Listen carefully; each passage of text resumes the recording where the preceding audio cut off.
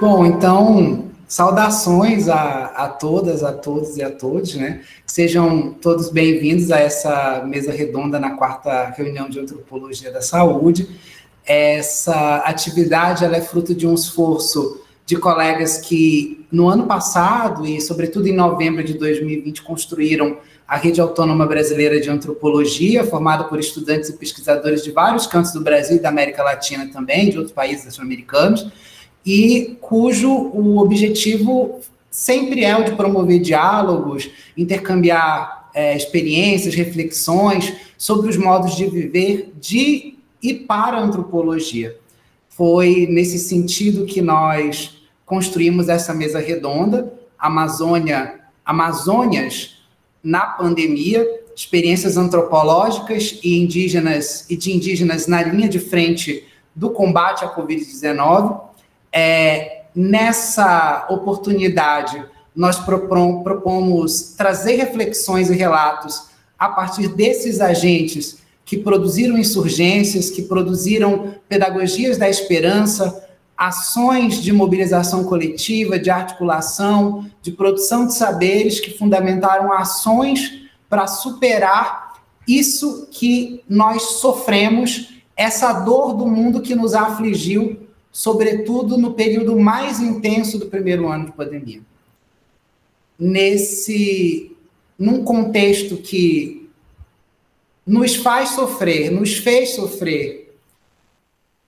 no tempo presente, no tempo passado, né? Enfim, em vários tempos, porque rearticula vários imaginários colonialistas, imaginários autoritários, imaginários de uma Amazônia percebida pelo prisma do isolamento, pelo prisma de uma região onde as endemias são um processo natural e não há nada que se possa fazer a respeito disso, pesadamente num imaginário que invisibiliza e coloca uma sombra sobre os modos de ser dos povos indígenas e de outros povos e comunidades tradicionais. Então, foi nesse sentido que construímos essa atividade, e é nesse sentido que eu gostaria de iniciar também esse momento compartilhando com todos vocês algo que é muito caro para todos nós da Amazônia, é muito caro para todos nós que temos ascendência indígena, para todos nós que somos indígenas, porque é uma das nossas práticas de cura e, ao mesmo tempo, é algo que nos suscita esperança, é algo que nos suscita nos insurgir. E o que eu compartilho com vocês é esse fogo aqui. É um breu branco, a resina de uma árvore que tem profundos poderes de cura, tanto espiritual, mas para essas outras enfermidades que nos afligem nesse momento. E o fogo que sai dela também nos desperta, nos instiga a ser fortes e a nos insurgir. Então, que nós tenhamos uma excelente noite de diálogos e de trabalhos, e sintam-se todos, recebam todos esse fogo que queima e essa energia, esse sopro de cura que vem da nossa floresta amazônica. Fui. Bom, obrigado, Luciano. Quero agradecer a presença de todas, todos e todes. Como já foi dito, essa nossa mesa redonda parte de um desejo de pesquisadores, antropólogos indígenas daí na Amazônia, né, para a gente pensar quais são as especificidades da nossa experiência durante o enfrentamento da Covid-19, sobretudo tensionando o que tem sido dito de profissionais na linha de frente. Então, gostaria de agradecer de sobremaneira as pessoas convidadas que vão aqui socializar suas experiências, porque essa ainda é uma articulação que sobrevoa rios e fusos horários, né? Então, a gente tem aqui colegas que estão, sobretudo na região onde a gente tem o fuso horário de -1 hora, então essa mesa redonda foi solicitada para ser realizada à noite, é uma das poucas que são realizadas à noite, porque a gente fez questão de incluir trabalhadores e trabalhadoras que atuam na linha de frente, então algumas delas que estão ainda, principalmente a Wanda Witoto, que está vindo ainda dos serviços, né, onde ela atua, e aí nossa ideia é que a gente possa fazer intervenções, né, a partir da fala de Cleuton Souza Rodrigues, né, da Eliane Putira Sacoena, e também da Wanda Witoto, e depois com os comentários da Inara Nascimento, né. Eu vou aqui só ler o título de cada, enfim, de cada trabalho, para a gente aqui se inspirar no diálogo que está por vir, mas aí depois eu solicito que cada um possa, e cada uma possa se apresentar no momento da sua fala, né, que eu acho que é mais agradável do que a gente ficar aqui nessas discussões, né, de prestígio de títulos, né. Então, Cleuton Souza Rodrigues vai falar sobre o trabalho antropológico para indígenas no acompanhamento epidemiológico da Covid-19 na cidade de Manaus. A Putira Sacoena vai falar sobre a importância das ciências ancestrais, a resistência dos povos indígenas à Covid-19 no contexto para existir, e a Wanda Witoto vai falar sobre corpos indígenas em negação, os desafios para atendimento dos indígenas na cidade de Manaus. Eu já de antemão vou colar no nosso chat, né, uma Jamboard para as pessoas poderem acessar e fazer suas intervenções, e também abre espaço para as pessoas que quiserem fazer suas perguntas, deixarem suas inscrições ou suas perguntas no site, depois no chat, e depois a gente roda a palavra. Então, já vou chamar aqui o Cleuton para socializar a sua experiência, né? Cada palestrante expositor vai ter até 20 minutos, eu vou aqui controlando o tempo também. Boa noite. Tudo bem, né? Então, eu sou Cleuton Rodrigues, eu gostaria de saudar todo mundo, né? Desejar que realmente a gente tenha uma mesa exitosa. Compartilho também da fala do Rui quando nós pensamos esse momento e pensamos a estruturação, né? Qual que seria a proposta dessa mesa, o que a gente traria. Então, refletir de várias óticas, de vários espaços, de vários lugares, né? Como é que foi esse enfrentamento, né? Como é que foi essa passagem pela chegada da pandemia. Então, a gente vai ter esses olhares. Eu e a Wanda Witoto, a gente compartilhou aí, né, esse momento no mesmo espaço, porque a gente está situado na mesma cidade. Nós interagimos bastante nesse momento, né? Então, fazendo um pouco a apresentação, né, a minha apresentação, eu me chamo Cleuton Rodrigues, eu sou doutorando do programa de pós-graduação em Antropologia Social da UFAM, atualmente sou bolsista na Fiocruz, no ILMD Manaus, né, que é o Instituto Leônidas e Maria Jane, daqui de Manaus, a Fiocruz de Manaus. Comecei a atuar diretamente nessa questão da pandemia em 2020, segundo semestre, né? Então, quando começa a pandemia, eu estou vinculado a uma outra política, que é a política de assistência social. Então, eu estava como antropólogo na Secretaria de Estado da Assistência Social aqui do Amazonas. Saio da secretaria, passo um tempo aí nessa transição, e é nesse momento que a gente começa a articular essa perspectiva de não para entender, né, que a gente não teve muito tempo para entender algumas coisas, mas a gente estava tentando responder o processo todo, né, de chegada da pandemia e o impacto que ela teve com os indígenas aqui na cidade, especificamente, no primeiro momento, né? Então, nós tivemos esse histórico aí, vai ficar marcado para a nossa história da pandemia, de Manaus como um grande epicentro, com 2 grandes ondas. Então, nós realmente vivemos assim, um momento muito particular e peculiar nessa história, né? Quer dizer, hoje a gente já tem algum outro elemento para a gente refletir sobre esses acontecimentos, mas um pouco assim da minha fala vai ser no sentido de, enquanto antropólogo que trabalha com povos indígenas, né, e que passou por várias experiências, né, nessa relação com os povos indígenas, pensar como é que foi esse momento, inclusive desses encontros, né, como que eu, como não indígena, mas antropólogo que trabalha com indígena, vivenciei esse período da pandemia nesta Amazônia do Amazonas, da cidade de Manaus, com toda a diversidade étnica que nós temos aqui na cidade, né? Então, nós já tínhamos uma aproximação anterior, eu tenho essa caminhada com povos indígenas em contexto de cidade, não só em Manaus, mas no estado do Amazonas, desde 2004, né, que eu venho trabalhando temáticas sempre aproximadas a essa questão de povos indígenas nas cidades. E essas relações, elas se fortaleceram em algum momento, né, em alguns casos, assim, quando a gente estava vivendo aquela primeira onda, né, nós passamos por problemas assim muito sérios.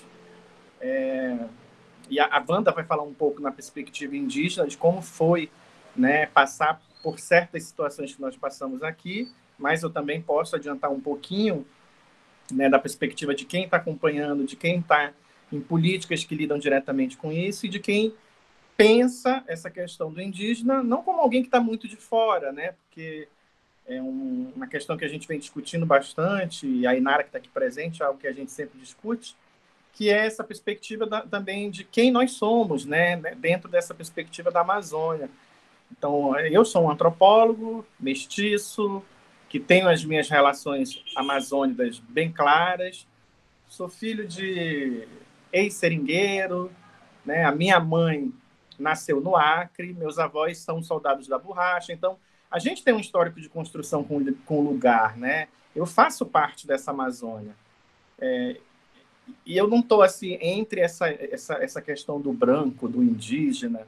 Eu sou um amazônida, e eu também estou aqui, eu faço parte dessa história, entrei nesse processo e tenho uma relação com as pessoas e com o lugar de um certo lugar, né? De presença, assim. Não só de fala, mas de existência, né? E aí a gente tem essa proximidade.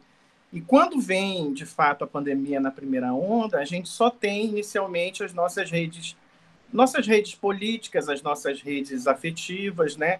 E a gente tenta lidar com essa realidade toda a partir dessas redes.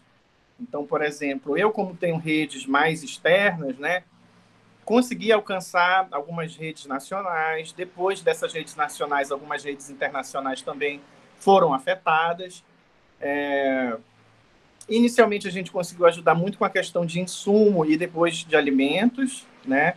A questão do serviço de saúde, do acesso, dos cuidados, isso a gente não tinha condição de ofertar para ninguém em nenhum tipo de serviço. Então, quando vocês ouviam falar, por exemplo, nos telejornais, na internet, né, nos veículos, todos os veículos de comunicação, que Manaus estava colapsando, não só no sistema de saúde, mas no sistema funerário, em todos os outros sistemas que estão correlacionados com isso, isso foi verdade. Né? Nós vivemos momentos em que esses serviços não conseguiam ser acessados. Né?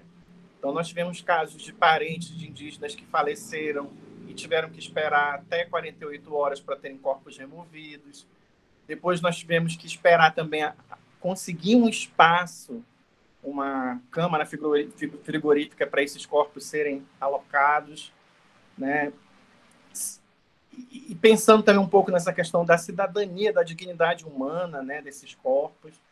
Nós tivemos situações em que indígenas foram enterrados em valas comuns, né? Então, nós passamos por processos traumáticos e processos assim, que nos fizeram pensar em algumas questões, assim, que agora a gente tem algum fôlego para, sei lá, rascunhar algumas questões, né? E o meu envolvimento inicial foi esse, nessas redes de ajuda humanitária mesmo, né? A partir dessas nossas redes.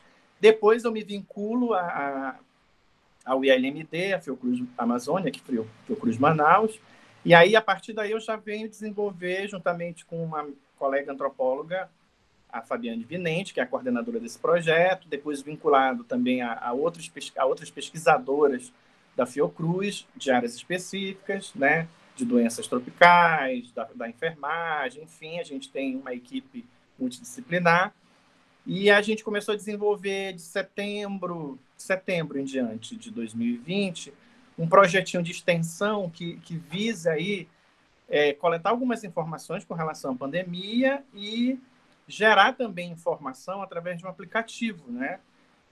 Esse aplicativo ele vai coletar informações com relação a categorias nosológicas, a itinerários terapêuticos, a estratégias, né, de enfrentamento da pandemia, algumas percepções que esses grupos, né, construíram a partir da pandemia, mas principalmente o que a gente também está tentando, e a gente começa, então, setembro, outubro, paralisa por conta da segunda onda.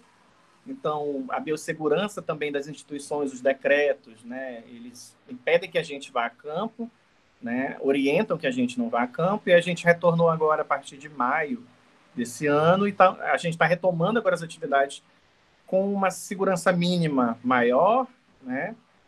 Já tem conseguido fazer algumas reuniões com lideranças, as atividades que a gente está desenvolvendo, a gente leva em consideração o espaço, o número de pessoas, ainda seguindo orientações, né? Não está sendo uma coisa muito expandida.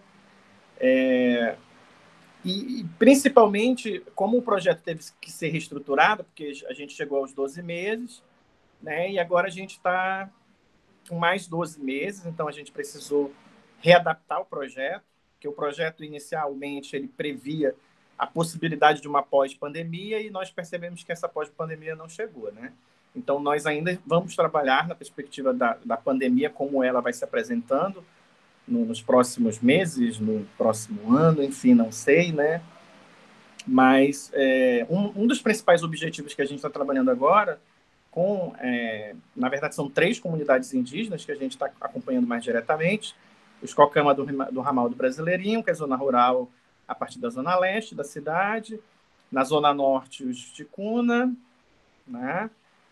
E na BR-174, que é a BR que liga Manaus a Boa Vista, também agora num território de extensão, né? Antes visto como rural, mas agora uma extensão do Lago Azul, que é o Grupo Baiaroá, o Grupo Baiaroá que está no bairro Lago Azul, na comunidade São João, do quilômetro 4, né?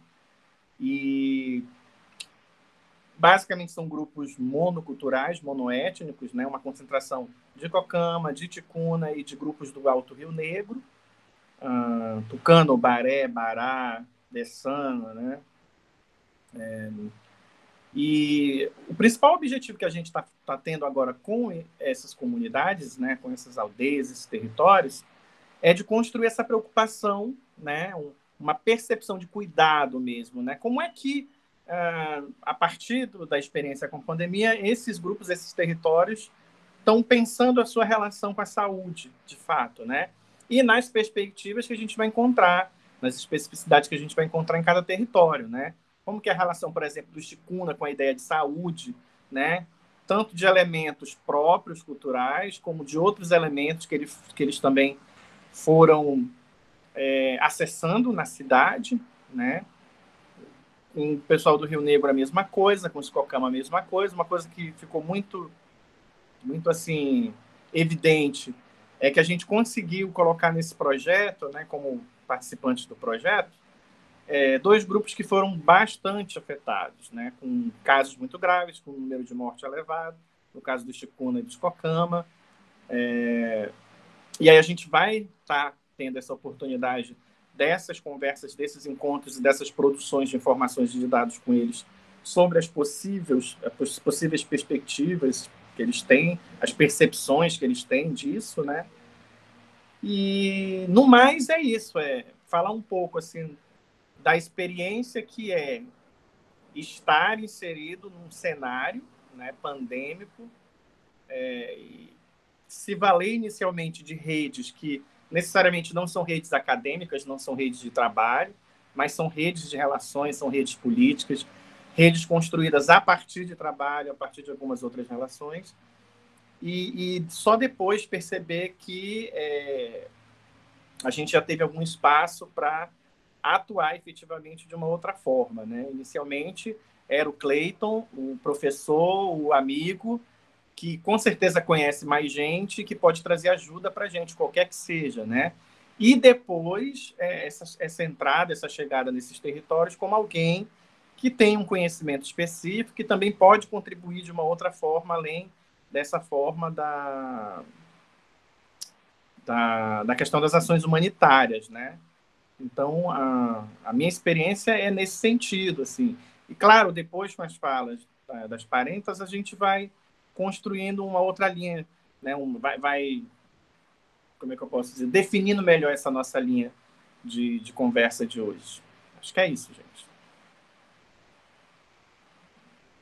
Obrigado, Cleito. Eu só fiquei em dúvida se você chegou a se apresentar e falar de onde você está falando.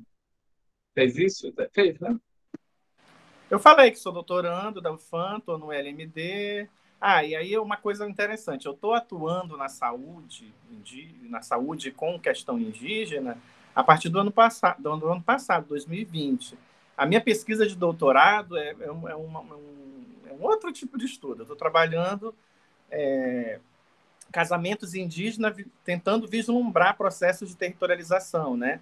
Mas, assim, casamentos de indígenas de etnias diferentes. Como é que um Sateré e uma Munduruku se casam, um Marubo e uma Ticuna se casam, e esse processo de territorialização aqui na cidade. Minha experiência com a saúde, ela começa de fato, ela teria iniciado, se eu ainda tivesse continuado na assistência, com certeza na assistência eu estaria ainda desenvolvendo alguma coisa, mas como eu migrei de política, né, e passei para a saúde, agora estamos aí tentando corresponder às demandas da saúde a partir da Fiocruz. E que legal que eu também estou trabalhando com alguns antropólogos dentro dessa instituição. Tá ótimo, obrigado, Cleiton. Vocês pensam muito. Vou passar a palavra aqui para a Putira. Por favor, se apresente, né? Fala aí, porque acho que porque uma das questões aqui é que todos os palestrantes têm trajetórias e identidades múltiplas, por isso que eu fiz questão de retomar você, Cleiton. Mas Putira já fica a demanda. Seja bem-vindo. Obrigada. Obrigada pelo convite, né, de estar aqui também, colaborando. E eu sou Eline Rodrigues, Putira-Sacoena, sou indígena, sou da etnia Baré, sou do território Médio Rio Negro. E sou biomédica de formação, né, de graduação, e sou mestre em antropologia, especificamente na área da bioantropologia em genética forense. E atualmente eu continuo, né, no mesmo programa, na mesma linha, tentando dialogar os dois mundos. E é muito complexo, né? Muitas das vezes a gente não consegue explicar algumas terminologias criadas para nós enquanto povos indígenas, já com vários estudos em cima, né, da questão. E hoje nós estamos na academia justamente para isso, né? Não para ir contra, mas somar todos os trabalhos que já existem. E quero dizer que eu também faço parte da Articulação Brasileira de Indígenas Antropólogos. Acho que isso é importante a gente marcar nosso território atualmente, que estamos atuando nesse momento. E também faço parte, Cleito, igual a Inara, da Fiocruz, né? Eu também estou lá com o pezinho na Fiocruz. Falar um pouco da importância das nossas ciências. Antes de tudo isso, eu preciso falar o quanto a ciência também é um processo de colonização em nível de tutela, né? A gente precisa também falar um pouco disso, porque quando eu falo dos 4 processos colonizadores, que tem a religião, que tem o Estado, mas que a ciência também está incluída nisso, e quando a gente fala do quarto, que é o capitalismo, a gente percebe que a ciência também está dentro desse quarto processo colonizador. É quando as próprias academias ainda discutem que os nossos saberes, que as nossas ciências, elas são invisibilizadas. Elas não têm o mesmo crédito, né, totalmente colonizador, de dizer que nós temos esse conhecimento, que é um conhecimento ancestral. Tanto é que a gente tem que utilizar uma palavra que lembro de Eli Makushi, que a gente ainda tem esse desafio quando Eli Makushi foi levado pela Covid-19, que ele deu a missão de nós mudarmos a palavra medicina e a gente começar a utilizar uma palavra que de fato nos representasse. Porque nós estamos, os nossos conhecimentos, as nossas ciências ancestrais, podemos dizer assim, está além da medicina, porque os nossos pajés curam picada de cobra sem usar nenhum tipo de medicação. Isso a gente precisa dizer. Outra coisa que, quando a gente tinha que pensar num tema para a gente trazer para essa. A gente fala mesa redonda, né? A gente é tão acostumado em falar mesa redonda. Eu digo que eu estou numa mesa virtual agora, né? De ver o quanto as ciências ancestrais dentro dos nossos territórios, elas também foram fundamentais para o combate da Covid-19. E eu vivi essa experiência aqui no estado do Pará. Foi um momento muito tenso para nós indígenas fora dos nossos territórios. Foi um momento de muita aflição, porque nós tínhamos que estar olhando, tendo notícia do nosso povo, tendo notícia das nossas famílias e ao mesmo tempo isolados aqui. E que nós precisávamos fazer algo. Como nós temos a Associação dos Povos Indígenas, estudantes da Universidade Federal do Pará, nós começamos a nos mobilizar para tentar colaborar com os nossos povos. Foi quando nós construímos 4 cartilhas que diminuísse a questão técnica, que os povos começassem a entender de fato o que era a Covid-19. E conseguimos traduzir para 4 línguas indígenas. E a colaboração foi tão assim, posso dizer para vocês, tão surpresa, que foi o Instituto de Ciências Biológicas que provocou. E junto com a antropologia, a gente pôde adequar as falas, né? E aí eu vi pela primeira vez o Instituto de Ciências Biológicas dialogando com o IFCH. E isso para mim foi fantástico, né? De a gente ver um diálogo a favor, ou vamos dizer assim, a colaborar que os povos indígenas resistissem. Porque a fala era que nós íamos ter o maior genocídio dos povos indígenas com a Covid-19. Não que não aconteceu, mas não da proporção que eles falaram, porque nós estávamos com nossas ciências ancestrais vivas nos territórios. Quando, em junho, o governo do estado do Pará solicita para que eu colaborasse na Coordenação Estadual de Saúde Indígena e Populações Tradicionais dentro da CESPA, foi um momento que eu tive de entrar nos territórios com as ações de saúde em colaboração aos DICEI, porque os DICEIs passaram por uma situação muito complexa aqui. Inclusive, chegou um momento que eles não tinham mais médico para os territórios. Todos adoeceram, aí eu falo de adoecimento tanto físico como psicológico também. Então, a Secretaria de Saúde do Estado pôde colaborar, organizamos e entramos no território. Aí eu vivi uma das maiores experiências que eu nunca vou esquecer. O fato de sermos indígenas hoje, como profissionais de saúde, quando a gente chega no território, a gente é parente, independente das nossas etnias. E isso abre muitas portas, mas também deixa muita responsabilidade. E quando chegamos em algumas etnias,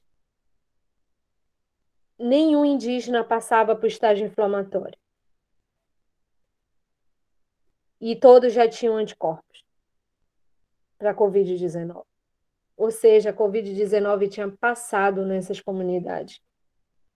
E o mais interessante é que, quando eu perguntava o que estavam tomando, lá estavam nossas ciências sendo utilizadas.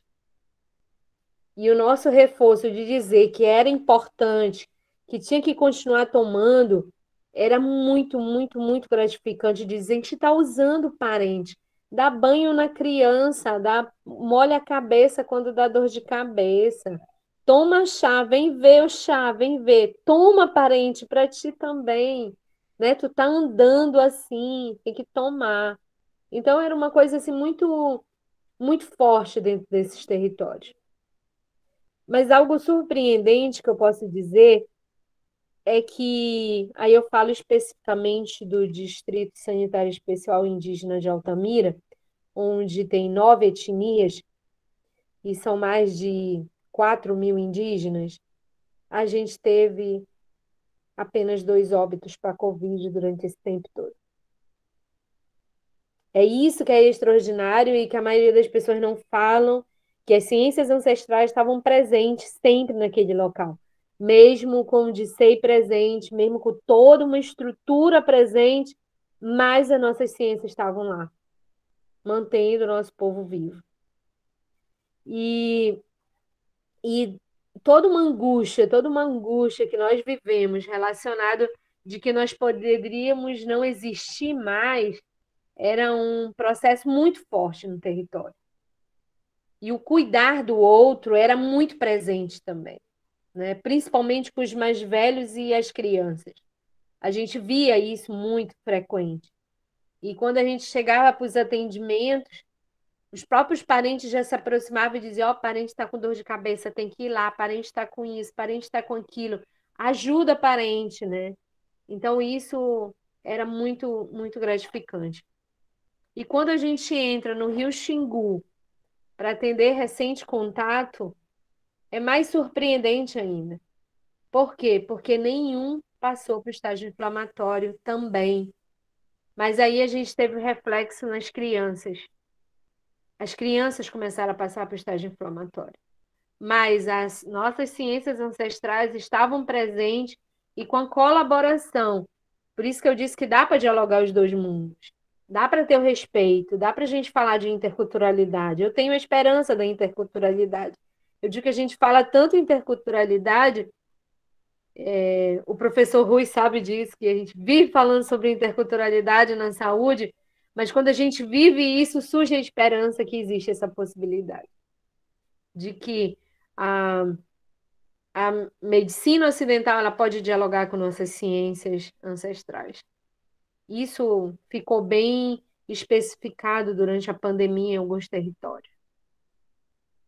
E dizer para vocês que o protagonismo de nós indígenas mulheres, que aí eu me incluo nisso também, foi fundamental em todos os processos no combate à Covid-19. De ver as indígenas mulheres atuando, mesmo com outra pandemia, que eu falo que isso também é uma outra pandemia do que nós estamos vivendo em nível de governo. Eu não posso deixar de falar isso, que é uma pandemia pior do que o vírus, que é uma pandemia que tem a cara estampada, que tem lá todo um processo de ataque para nós. Mesmo assim, as indígenas mulheres estão na frente, mesmo assim, a gente vendo que umas delas estão ameaçadas de morte. Elas foram fundamentais e são fundamentais dentro do território. Isso só comprova o quê? Que sempre a sociedade invisibilizou e silenciou nós indígenas mulheres. Mas a pandemia mostrou que nós sempre estivemos presentes. Sim, nós estamos à frente de nossas comunidades, nós estamos organizando todo um processo de atendimento, mas acima de tudo, de cura da terra. Acho que isso é fundamental também a gente falar sobre isso. E outra coisa interessante é de falar sobre os compartilhamentos desses saberes. O quanto a gente pôde compartilhar. A mídia ajudou muito isso. Na própria experiência que nós vivemos aqui com os indígenas estudantes na universidade, que nem todos puderam voltar para os seus territórios, nós somos mais de 40 etnias aqui em Belém. E cada um pôde compartilhar os seus saberes do que estava acontecendo nos seus territórios para a gente utilizar aqui em nível de prevenção também. Então, foi um compartilhamento de saberes. Né? E quando eu olho lá para o meu Rio Negro lá resistindo todo o processo, e o meu tio, a minha mãe querendo mandar o xarope de cumaru, querendo fazer isso, e o correio parado. Então, era uma angústia muito grande, mas a gente pôde produzir aqui, porque tinha parentes aqui também que conseguiam o cumaru muito mais próximo do que a gente de lá. Então, acho que esse compartilhamento, ele foi e ele é fundamental. Mas tem uma outra situação que eu vi muito, muito específica dentro dos territórios. Os parentes que não estavam mais utilizando as nossas ciências, eles retornaram a utilizar. e compartilhar com os mais novos. E isso foi um momento muito importante também. Eu digo que a sororidade entre nós indígenas mulheres, ela é fundamental para a gente resistir. Mas o compartilhamento dos saberes das mais velhas com nós, mesmo hoje estando numa academia e entendendo o processo da medicina ocidental, eu jamais penso em silenciar todas as minhas ciências ancestrais. Acho que isso é muito importante para nós hoje, profissionais de saúde, hoje, como diz Braulina Banil, intelectuais indígenas, a gente deve dizer que nós temos e nós conseguimos dialogar os dois mundos entre a medicina ocidental e as nossas ciências ancestrais. E dialogar os dois mundos nem sempre é muito fácil para nós. Nem sempre. Às vezes a gente não consegue entender o porquê não existe o respeito, por que tem que tratar dentro do hospital um indígena e um não indígena de formas diferentes se todos estão humanos. O que nos difere é a nossa questão cultural. O que nos faz diferente é o modo de vida que nós temos enquanto humanidade e que a sociedade não indígena está perdendo isso e já faz algum tempo. Isso a gente precisa falar. E que o que nós olhamos em nível de cosmologias que os não indígenas olham, nós temos as nossas cosmogonias e cosmogonias hoje, porque somos nós falando para vocês. Então, isso, a gente precisa falar sempre disso, né? E quando a gente fala da questão de que nossos pajés curam picadas de cobra sem usar nenhum tipo de medicação, isso só demonstra que as nossas ciências estão vivas e que todo tipo hoje que a gente fala de fármacos, fala de laboratórios farmacêuticos, sem a nossa ciência ancestral, eles não teriam isso. Hoje, isso, eu como biomédica, eu que estou ali vivendo a questão desse processo, eu posso dizer para vocês o que é feito em nível de medicação hoje utilizada. Eu lembro da minha avó, eu lembro das minhas tias, eu lembro da minha mãe, utilizando e fazendo e sabendo mexer com as plantas. Porque não é só deslacerar elas dentro de um laboratório. Você precisa conversar, você precisa fazer carinho nelas, você precisa cuidar e, acima de tudo, você precisa respeitar as cosmogonias da floresta. Acho que isso é que eu tenho de experiência, que vivi assim um pouquinho que eu ia contar, ia ser uma noite toda, várias noites, para falar sobre essa experiência que eu vivi e que eu vivo todos os dias. Agora eu estou entrando nos territórios com a saúde por todo o Pará, nos territórios indígenas, e onde aparecem outras problemáticas pós-Covid, que é justamente a tuberculose retorna, né? A gente tem a invasão do garimpo, as ISTs aparecem, a gente tem crianças adoecendo, crianças nascendo com problema neurológico, a gente sabe que é contaminação dos rios, a gente sabe que é mercúrio. Então, acho que a gente tem surge uma nova estrutura, de fato, do que é doença nos povos indígenas. Eu gosto de dizer que na academia a gente não aprende saúde, a gente aprende doença.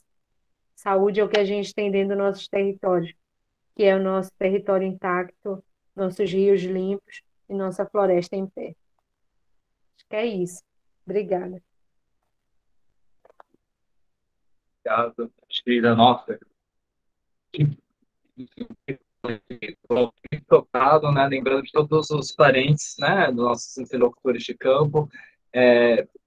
Enfim, depois vai começar a conversar muito, né? Eu vou chamar, então, aqui, coloquei aqui o link do registro da lousa virtual, quem quiser acessar os comentários, desenhos, os prints, fique à vontade, depois a gente socializa ao final.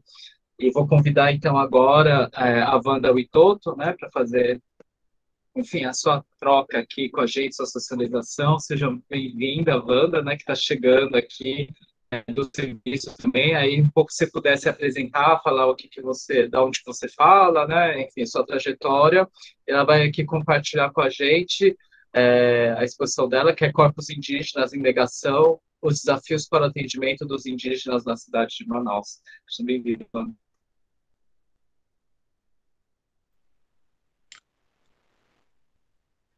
Boa noite a todos e a todas, todas e todos. Que quero primeiro, né, pedir desculpa pelo atraso, estava a caminho de casa da comunidade, e que honra ainda poder ouvir a nossa parente Pitira. Certamente as experiências que cada mulher indígena vivenciou, cada um de nós, né, que vivenciou a pandemia, está vivenciando, tem um relato de experiência, certamente, para compartilhar. E nós estamos aqui vivas e vivos, e precisamos ser gratos aos nossos ancestrais por cuidar da gente nesse período, né? Para quem não me conhece, eu sou Wanda Ortega, eu sou indígena do povo Witoto, aqui do estado do Amazonas, do município de Amaturá, no Alto Rio Solimões. A minha comunidade é a Aldeia Colônia, que fica entre o município de Amaturá e Santo Antônio do Içá. E hoje vivo em Manaus, aqui na comunidade Parque das Tribos, que é o primeiro bairro reconhecido como um bairro indígena dentro da capital de Manaus. Na nossa comunidade tem uma média de 30 etnias vivendo aqui. São 700 famílias hoje que habitam o Parque das Tribos, né? Hoje nós temos uma liderança que é mulher, que é a Cacica Lutana, que está à frente da comunidade. E atualmente eu estou na coordenação da saúde dentro da comunidade Parque das Tribos desde a pandemia, né? Aqui nós tivemos uma das experiências mais desafiadoras também da minha vida, assim, dentro desse espaço da cidade, né? Eu vou trazer um pouco dessa experiência, né, de ser indígena na cidade e esse corpo, né, que ainda é muito negado, tanto o corpo como os direitos que já foram conquistados pelos nossos parentes, pelos nossos povos ao longo de todo esse século de resistência. Ainda os nossos corpos na cidade vivenciam uma grande luta por reconhecimento e garantia dos direitos, né? E nessa pandemia, a comunidade aqui do Parque das Tribos, né, em 2020, tivemos assim os desafios de a pandemia se avançar na capital de Manaus e chegar em nossas comunidades, né? Mas assim, a primeira grande desafio que tivemos no Parque das Tribos, antes mesmo do vírus, foi a questão das necessidades alimentares dos nossos parentes, né? Antes do vírus assim chegar efetivamente na comunidade, uma das maiores problemáticas que nos afeta aqui foi a insegurança alimentar dos nossos parentes, né? Porque a gente sabe que os nossos parentes, a maioria vive, sobretudo, da produção de artesanatos, né? E com a suspensão dessas atividades dentro da capital, ela se impactou imediatamente a nossa comunidade, né? Porque as pessoas não conseguiam mais circular para a venda dos seus produtos. Então, a principal assim demanda inicialmente do vírus foi essa questão alimentar dos nossos parentes. E, sobretudo, são as mulheres aqui na cidade que buscam fazer essa produção de artesanato e saem para venda, né? A maioria também não tem estudo, os nossos homens aqui não têm essa formação que o mercado exige. Então, por exemplo, as mulheres indígenas que são casadas, os seus maridos são desempregados. São poucos os indígenas que estão nesse espaço de emprego, né, que tem algum trabalho, a maioria vive de emprego informal aqui. Então, isso são grandes desafios que foram impactantes assim na nossa comunidade, né? E aí começamos, assim, as primeiras ações diante disso que a gente percebeu foi as campanhas de arrecadação de alimento, né? Inclusive o professor Cleiton, que está aqui, foi uma das pessoas assim que me ajudaram nessa mobilização, na própria construção de um banner para a gente compartilhar nas nossas redes sociais, pedindo esse apoio, assim, tanto de alimento como a questão de máscara, álcool em gel, a gente começou a fazer esse trabalho aqui. E com a medida que o vírus foi avançando aqui em Manaus, né, porque a gente sabe que nas duas, tanto na primeira quanto na segunda onda da Covid, o nosso estado e a nossa cidade foi uma das mais impactadas assim, pelo vírus, né? Aqui, por exemplo, o primeiro indígena no Brasil a ser infectado foi na região do Alto Solimões, assim, uma coisa meio que improvável, né? Um lugar tão distante, e foi a primeira mulher, uma mulher indígena foi infectada lá no Alto Solimões, no município de Amaturá do Povo Pocama, né? Era uma parente que é profissional de saúde, né? E que teve que foi infectada por assim, segundo os relatos, o médico que atuava na saúde indígena, né? Chegou de uma viagem da região do sul e certamente levou o vírus para dentro da comunidade e ela foi infectada. E, consequentemente, os parentes também, né, da comunidade. E o povo Cocama, né, assim, foi um dos povos mais afetados com a pandemia, né?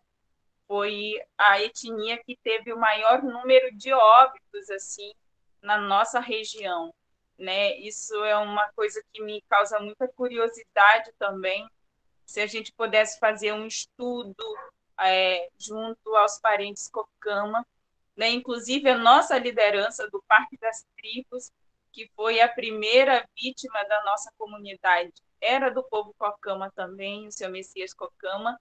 Então, o óbito que nós tivemos na nossa comunidade foi do nosso cacique geral e também é do povo Cocama, né? Então, foi um povo extremamente impactado pelo vírus aqui na região da Amazônia.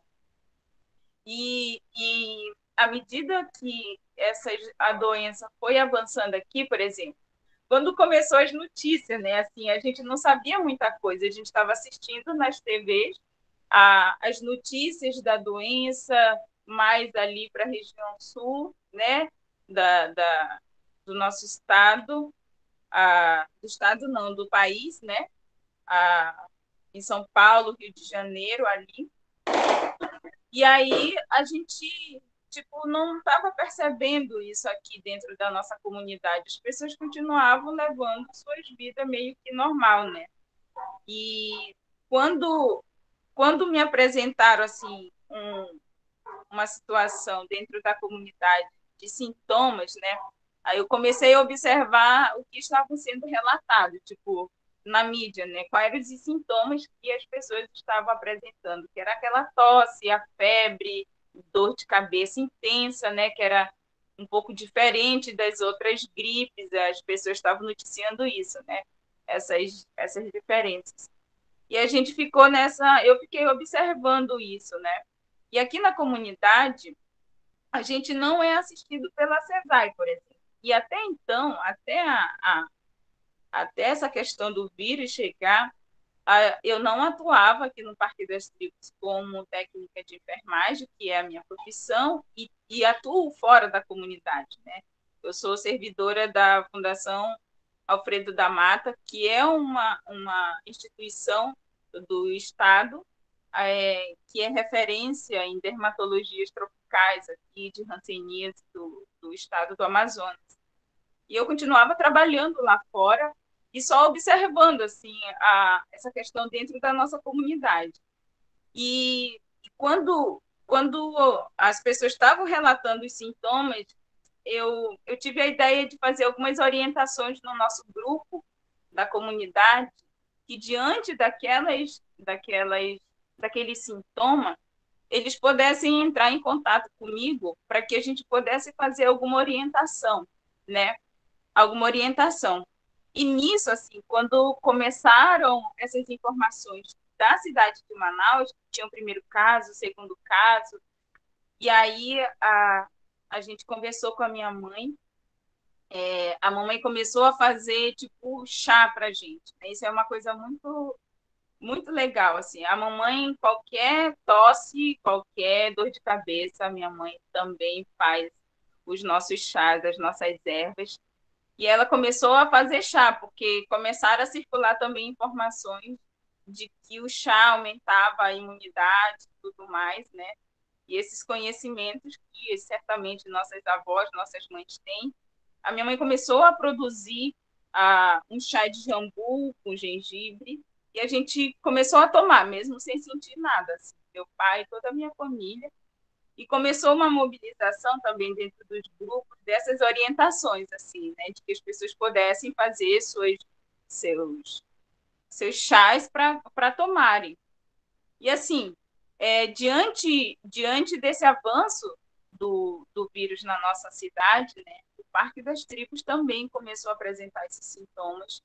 E os nossos parentes começaram a entrar em contato comigo, em meados lá de abril para maio, já mais no final de abril, com alguns sintomas de tosse, né? Assim, os primeiros sintomas que a gente foi observando foi tosse, dor de cabeça, dores no corpo, e a gente, assim, começou a fazer essas orientações de que se tivesse febre, para que pudesse procurar que a gente ia atrás tipo de remédio, de paracetamol, né, que era para a gente combater a febre, assim, porque segundo o que a gente estava ouvindo, a maior preocupação era quando a pessoa apresentava febre, e febre, né, a gente que é da área de saúde entende que há uma infecção ali instalada no organismo. Então, a minha maior preocupação naquele momento, diante de a gente não saber muita coisa, era somente a febre. E aí vinha aquelas orientações, né? Tipo, que a pessoa precisava estar protegida e proteger, usar máscara, essas coisas que foram sendo orientadas ao longo da pandemia. E na nossa comunidade, a gente não estava fazendo uso de máscaras, ninguém tinha máscara na comunidade. E aí começaram também a divulgar a necessidade das pessoas fazerem suas máscaras, utilizarem as máscaras. E ali se iniciou também uma outra ação muito importante na nossa comunidade, que foi a produção de máscara, né? A gente começou, comprou TNT e produziu máscaras na nossa comunidade. E isso também foi, eu acho que, fundamental para a gente. E uma coisa que a gente não conseguia aqui fazer orientações, que era muito exigida assim, pelas autoridades, era a questão do isolamento, né? Dentro de um aspecto da nossa cultura, aqui no Parque das Tribos, por exemplo, as nossas residências, nossas casas, são pequenos cômodos, assim, que a maioria tem um aspecto de 4x4, 6x6, assim, que era uma orientação da nossa liderança, por conta dos processos de reintegração de posse que a comunidade, por ser um território ainda que não tem um documento que garanta esse espaço como um território legalizado, né? Nós não podíamos construir nossas casas tipo de tijolo ou de madeira com melhor qualidade. Então, a maioria das casas aqui são feitas de compensado ou de tijolo mesmo, só de tijolo, né? E são pequenas. Hoje que a gente já tem uma casa melhor, pudermos construir depois do reconhecimento até da comunidade. Mas isso foi um dos grandes desafios aqui para a gente, manter as pessoas isoladas, né? Porque também o hábito do nosso povo é viver de forma mais coletiva. Então, esses aspectos dessas residências não permitem nenhum isolamento, né? Então, o cuidado que a gente tinha com quem estava apresentando algum sintoma era realmente a gente dar a máscara para aquela pessoa e tentar cuidar dela, assim, para proteger outras famílias. Mas o isolamento, de alguma forma, não aconteceu, né? E diante dessas necessidades que a gente foi tendo dentro da nossa comunidade, a mobilização maior foi aqui dentro, né? E aí, assim, com a demanda dos nossos parentes, o avanço da doença, e nenhum atendimento por parte do poder público, nenhuma autoridade se direcionou para essa comunidade com algum tipo de preocupação de cuidado com os nossos parentes, né? E aí, assim, já estava numa demanda gigantesca dentro da nossa comunidade.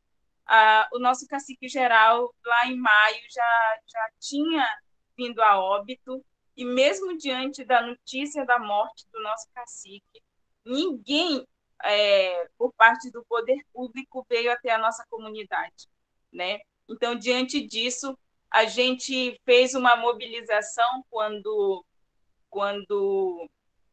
o ministro da Saúde esteve em Manaus, porque o caos já estava instalado ali, período de maio, né, que foi um dos momentos mais difíceis, e foi ali que a gente teve o primeiro óbito na nossa comunidade. Haviam mais de 40 pessoas com sintomas graves, né, dentro da comunidade, fora os sintomas leves, assim. E a primeira morte, aqui em Manaus já tinha 7 parentes que tinha vindo a óbito, também desassistido, né? E, tipo, muitos foram enterrados naquele período caótico, como pardos, sem a possibilidade até da despedida dos próprios parentes, né? Porque as pessoas saíam direto do hospital, enrolado naquele plástico e jogado, na verdade, naquelas valas comuns que foram abertas, né, aqui em Manaus e também em vários lugares do Brasil, naquelas valas coletivas. Então, ali em maio, a gente teve a oportunidade de eu, Luciana Munduruku e Natalina Baré nos pintamos e fomos para o Delfina, que era o hospital de referência aqui, que o ministro Taixe, na época, estaria presente, né? Porque ele veio a Manaus, segundo informações, ver a situação caótica de Manaus e as questões indígenas, porque na comitiva estava a presença do secretário da CESAI, o Robson Santos, que disse que veio a Manaus para ver a questão indígena. Só que na agenda deles não havia nenhum diálogo com o movimento ou com alguma liderança indígena.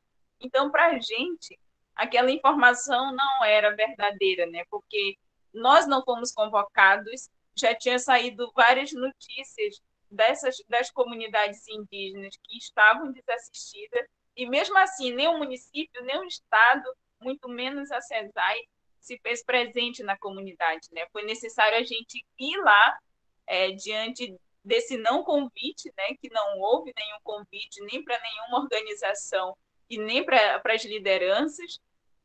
A gente conseguiu, na verdade, diante de muito esforço, levamos algumas faixas chamando a atenção, porque estava um bloqueio, né, assim, naquela área toda do hospital, porque era uma autoridade chegando ali e estava meio que restrito.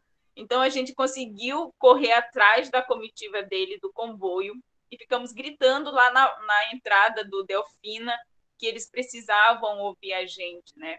E ali a gente pôde fazer algumas reivindicações, principalmente no sentido de que a CESAI pudesse reconhecer esses corpos na cidade, né? Porque quando a gente precisou, por exemplo, da ambulância do município para vir buscar a primeira parente, que era uma mulher tuiuca do Alto Rio Negro, né?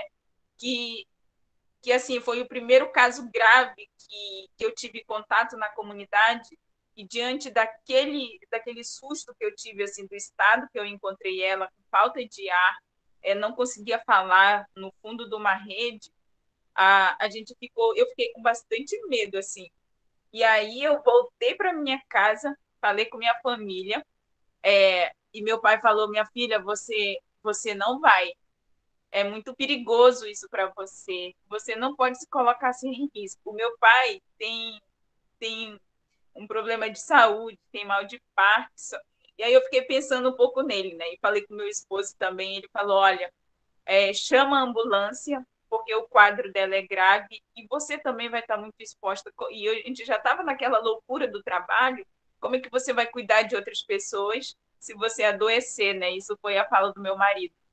E aí eu até me chateei, assim, porque, tipo, eu fiquei sozinha ali, sem nenhum apoio, né? Todo mundo não me encorajou. E aí eu liguei para a ambulância nesse momento e falei com uma atendente, identifiquei a comunidade, identifiquei a parenta, a idade e apresentei o quadro como que ela estava, né? E eu gostaria que a ambulância viesse assim buscar. E aí a primeira coisa que a atendente fala era que por ser uma comunidade indígena, quem tinha que vir buscar era a CESAI, né? E foi assim uma das experiências mais tristes para mim, porque reforça toda essa negação que a gente vivencia enquanto indígena nesse espaço da cidade. Eu fiquei extremamente indignada assim com a atendente. E aí eu respirei fundo naquele momento, assim, porque a gente precisava do serviço, né? E eu comecei a explicar algumas situações para ela, de dizer que a gente estava na cidade e por conta disso a gente não é assistida pela CESAI. E porque a gente está no município, seria o município, a SAMU, para buscar a gente, né? Eu fiquei insistindo nessa e ela continuou argumentando outras coisas também, que tinha um hospital, porque a ministra Damares, então, tinha dito que haveria construção de um hospital para o acolhimento dos indígenas, só que não tinha nada disso até então, né? E aí eu falei para ela, né, que a gente precisava da ambulância, assim, porque corria o risco de ela ter uma parada, porque ela estava com a pressão 19 por 13, estava bastante elevada a pressão, febre de 40 graus, ela não estava conseguindo respirar, assim, ela começava a falar e tossia tanto, e que não conseguia respirar. E aí, ela de tanta insistência, né, eu falei para ela, ela fala assim, quais são as referências daí para me tentar liberar uma ambulância e está demorando muito aqui. Aí eu dei assim, o Parque do Silvio fica distante da cidade e não tem muitas referências. A referência é uma outra ocupação, que é a Cidade das Luzes, que nem está no mapa, né? Também vive numa marginalidade, porque só diz que tem bandido, então nem entra nesse mapeamento. Assim. E aí eu fui dando alguns pontos, assim, e ela falou que não aparecia nenhuma das referências no mapa, porque realmente essa região aqui não está no mapa, né? Não está no mapa do estado, não está no mapa da sociedade, e as famílias mais dessa região, assim, muito, muito marginalizada. E aí acabou que não liberaram ambulância, né? E aí eu fui com meu pai de novo, falei com o meu esposo de novo, e eu tive que ir sozinha, assim, porque ninguém queria ir comigo, né? Isso já era 8 horas da noite. E aí eu falei, caramba, eu posso fazer alguma coisa, eu sei dirigir, tinha um carro aqui, então eu vou, né? A nossa parente vai morrer aí se a gente não fizer nada e eu não vou permitir isso.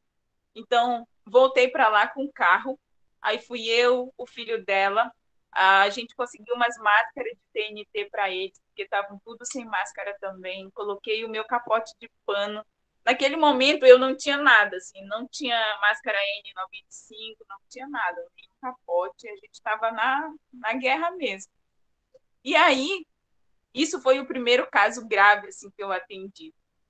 E aí eu consegui relatar isso no encontro para o secretário Robson Santos, porque o ministro não nos atendeu, porque nós estávamos com máscaras inadequadas. Nossa máscara era de pano, e para entrar no Delfina, para sentar lá com o ministro, a gente estava inadequada.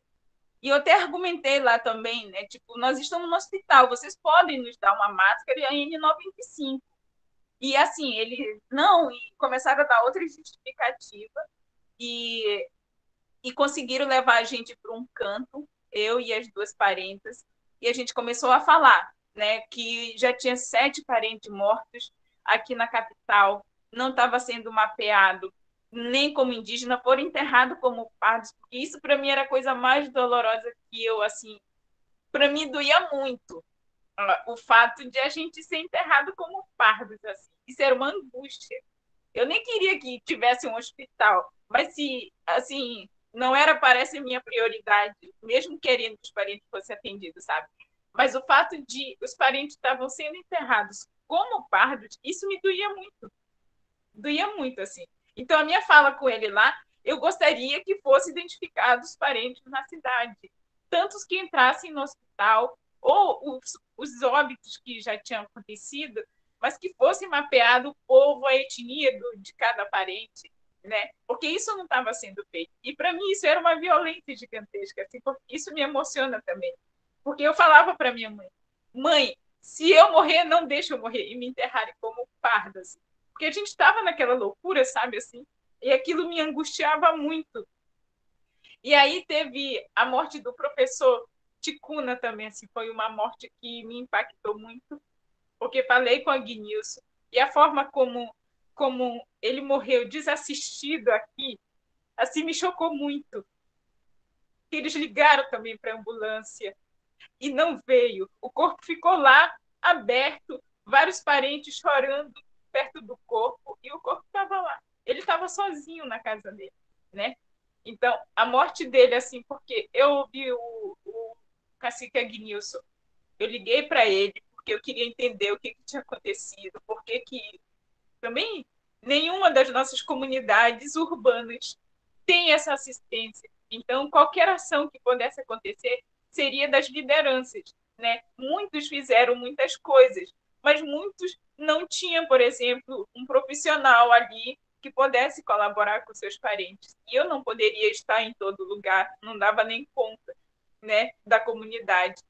E a morte dele, para mim, um relato da Guinilson, de que a ambulância não foi buscar ele quando ele estava com a falta de ar, né? Demorou muito para a ambulância chegar lá. E simplesmente veio a óbito em casa também, sem nenhuma assistência, né? Isso para a gente, nesse período de pandemia, assim, para mim, né, como um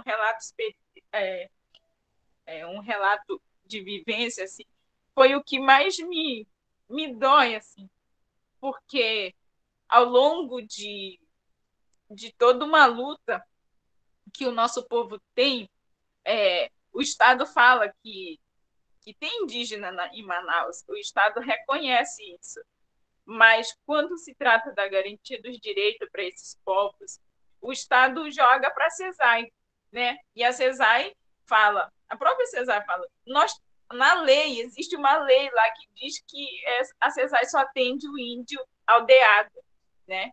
E eu falei para ele, eu disse, então não adianta eu estar aqui falando com você se existe uma lei que vocês usam contra a gente. Vocês têm que mudar a lei, que não diga somente que atenda os indígenas aldeados, porque independente do espaço que nós estamos enquanto indígena, eu sou indígena. E sabe que ele teve a audácia de olhando para você, certamente você é indígena, mesmo estando na cidade. Cara, aquilo me doeu, assim, ele falando. Você está na cidade, você olha para ela, você vê que ela é indígena, mas ela está na cidade, né? Isso, assim, o secretário Robson falou para mim. E isso, para mim, também doeu muito, mas eu nem rebati o que ele me falou, porque o meu foco era outro, assim, né? Que eu queria que tivesse também, naquele momento, eu falei para ele que a gente precisava de um espaço, porque aqui em Manaus não tinha para onde mandar os nossos parentes também. A gente não sabia por onde entrar, né? Não tinha espaço para ninguém, muito menos para nós indígenas, né? Então, essa negação diante da pandemia que nós vivenciamos, para mim foi assim uma grande violência mesmo, né? Porque eu acho que a nossa identidade ela não pode estar pautada no território demarcado, porque isso só reproduz uma violência que esse Estado sempre teve para os nossos povos, né? Assim. Nossa, Wanda, muito obrigado por esse relato. Eu acho que tem várias camadas aqui para a gente discutir essas nossas experiências. Agradecer muito, né? vários desses casos que você socializou, a gente acompanhou também, muito apreensivo, né? Eu vou passar agora para o Luciano, que vai dar encaminhamento para as discussões. Obrigado, Rui. Wanda, muito obrigado, Potira, também por compartilharem essas experiências. Ao mesmo tempo que a gente percebe que foi um processo muito doloroso, a gente percebe também que com vocês queimou um fogo de muita coragem, que inspirou muita gente também a tentar manifestar solidariedade, a tentar fazer alguma atividade que envolvesse a solidariedade nesse momento àqueles que mais sofriam com a pandemia. Então, acho que, antes de passar para a Inário, eu queria fazer essa consideração. A Wanda também é uma professora também, né? É estudante do curso de pedagogia. No Parque das Tribos também é conhecida como enfermeira e professora, e acho que deixa muitas lições para todos nós nesse momento, né? Nos inspira bastante em muitos campos, e a gente tem muito orgulho e se sente muito privilegiado por poder compartilhar esse momento com vocês. Bom, passando para o momento do debate, dessas experiências, de muitas coisas que nós vivemos nesse período de pandemia, nessas várias Amazônias que nós vivemos, essas Amazônias que transitam, que não tem uma fronteira entre o rural e o urbano, onde todo lugar é nosso território amazônico, eu queria convidar a nossa amiga Inara do Nascimento Tavares, mulher Sateremaué também, professora do Instituto Insiquirã, doutoranda da Universidade Federal Rural do Rio de Janeiro, né, para compor a parte dos debates conosco. Inara, seja bem-vinda. Saudação a todas, todos presentes. Quero saudar os meus companheiros de trajetória, de trabalho, mas de vida e de compartilhamento de espaços acadêmicos, né? Professor Rui, professor Luciano, professor Cleiton. Quero saudar as minhas parentas, Potira e Wanda, guerreiras aí nas linhas de frente, também nas universidades, né? Com Potira a gente compartilha aí um doutorado e projetos editoriais. Com Wanda a gente compartilha também os desejos de transformar os espaços acadêmicos na produção de conhecimento, especialmente os trabalhos de conclusão de curso, né? Então, quero saudar a todas e todos presentes aqui. Estou vendo que ela aí de Uaiuai está por aqui. Saudação, parenta também. Bem-vinda.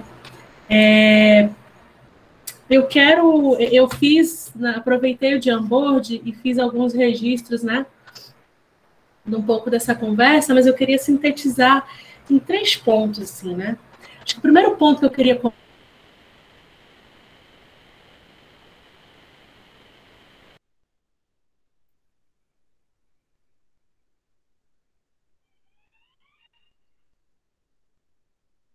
Tá cortando?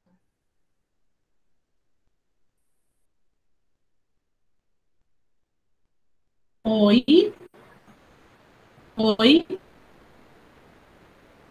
Oi, voltou, Inara. Acho que você ia começar o primeiro ponto, agora a gente está dando uma cortada.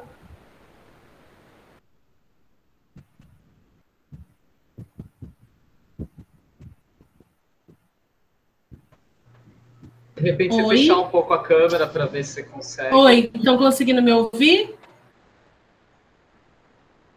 Estão conseguindo me ouvir? Fechei a câmera aqui. Pronto. Ótimo, ficou. Então, o primeiro ponto que eu gostaria de marcar é a pandemia como uma experiência que atravessa as nossas subjetividades, né? E aí queria marcar o que o Cleiton traz, né? Que é esses processos traumáticos que a pandemia nos gerou, né? E aí a fala de Cleiton traz exatamente acionando esse lugar, né? Processos traumáticos.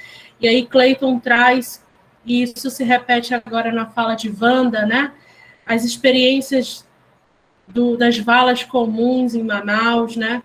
Wanda também aciona essa experiência dos corpos, né? Desses corpos despojados na hora da morte, né? Enrolados em plástico. Cleiton lembra das experiências de ter que conseguir câmeras frigoríficas, né, para os corpos, dada a demanda. Então, eu queria... E Putira fala, né, de não estar no seu território, né, do Médio Rio Negro e ficar apreensiva com a notícia dos parentes no território, né, estar atuando em outro território e ficar apreensiva com a notícia dos parentes, né? Então, assim, marcar como a pandemia ela nos atravessa com essas experiências traumáticas. Eu queria destacar uma fala de Cleiton, né, que depois de 1 ano e meio, quase 2 anos pandêmicos aí já, né, a gente talvez esteja conseguindo respirar e pensar o que são essas experiências da pandemia, né? Mas eu penso que a dimensão do trauma coletivo e individual é uma dimensão que a gente não tem trabalhado, nós não temos falado sobre isso, né? E eu penso que é uma dimensão que a gente vai seguir para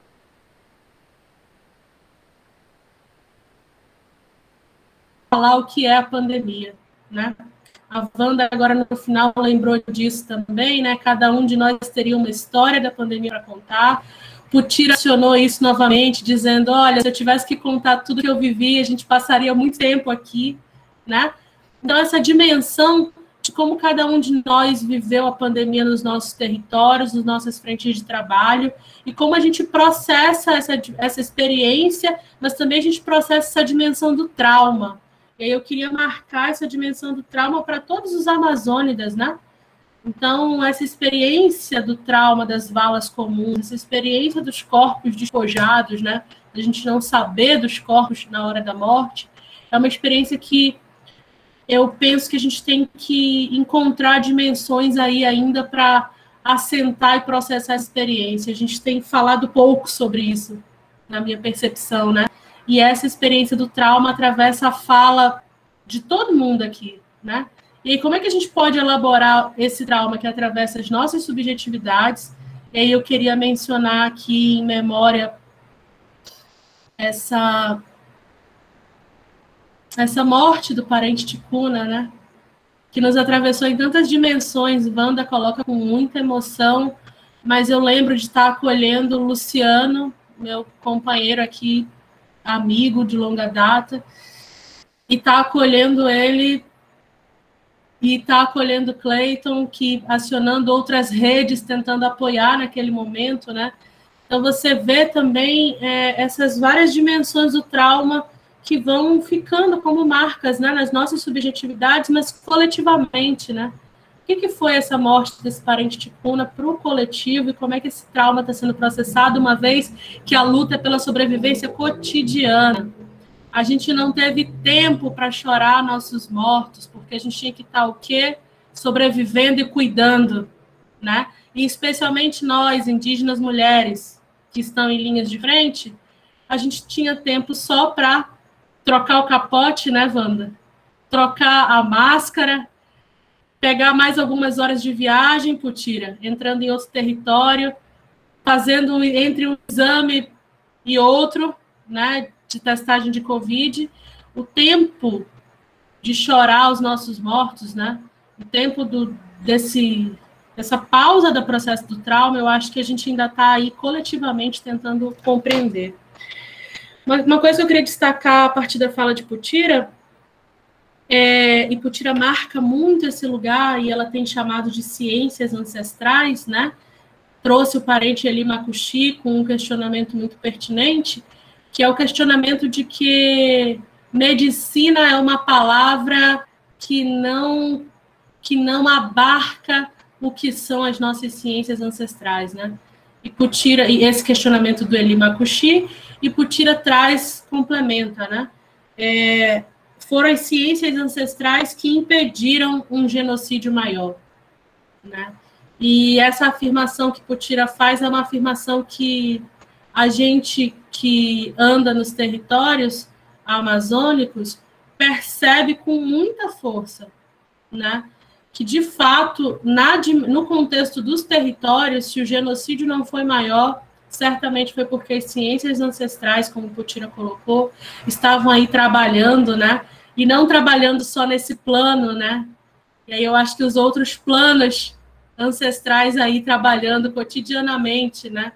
Também, se a gente for pensar na dimensão do espírito mesmo, né? E enquanto uma dimensão da qual a gente aciona para lidar, né? Para transmutar, né? As dores e a doença. Então, eu entendo que, e aí eu gostaria de trazer a experiência, né? Recentemente, eu e o professor Luciano, o professor Clayton, tivemos a experiência de estar com agentes indígenas de saúde em vários territórios, né? Clayton no território da região do sul do Amazonas, eu e Luciano no território do Alto Rio Negro, e perceber, a partir dos agentes indígenas, ter a constatação que, de fato, se o genocídio não foi maior, foi por conta das ciências ancestrais, né?